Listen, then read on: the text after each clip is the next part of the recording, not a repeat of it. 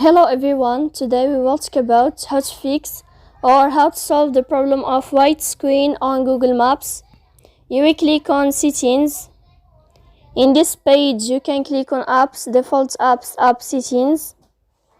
On above you can search about Google Maps and you will enter here in this window. Then you can click on first stop and you can click OK.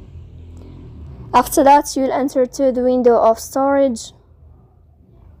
Here you can click clear cache. In the end you can turn on your airplane mode and you can wait a moment to turn off your airplane mode again to fix that problem. And if it's not working with you, then you can update your app on Play Store. So please don't forget to support us by like and subscribe. See you next time in another video. And thank you for your attention and your watching.